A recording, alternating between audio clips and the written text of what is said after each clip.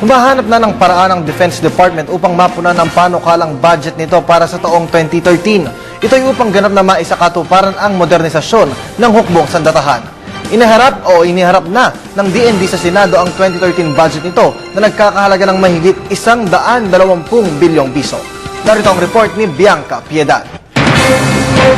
Isinumite na ng Senate Finance Committee sa plenaryo ang panukalang budget ng Department of National Defense na nagkakahalaga ng 120.3 billion pesos.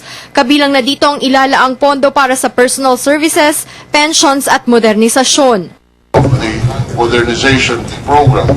The modernization program requires 15 billion a year for the next 5 years. And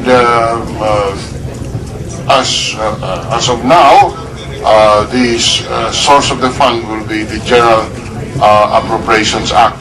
Kukulangin umano kung sa General Appropriations Act o GAA lang kukuha ng pondo para sa modernisasyon ng Armed Forces of the Philippines. Kaya kinakailangang humanap na ibang paraan kung paano makakalikom ng pondo upang punan ang 75 billion pesos na kakailanganin sa loob ng 5 taon para dito. We have formed a committee to look into all our properties, look at all the documents that will support this project. Number one, kailangan mo may titulo yung lupa. Maraming right now, marami kaming properties na walang papeles. We will just have to reconstitute all these things, no? Isa sa nakikitang paraan upang maging produktibo ang mga lupain na pag-aari ng DND at AFP gaya ng Fort Magsaysay ay taniman ng mga produktong pang-agrikultura tulad ng palm oil at mais.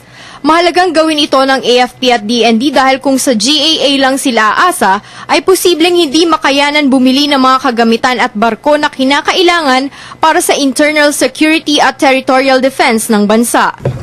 Hindi po natin mailalagay ng presyo kasi unang-una po depende po sa laki ng barko, depende po sa mga missiles na ilalagay natin.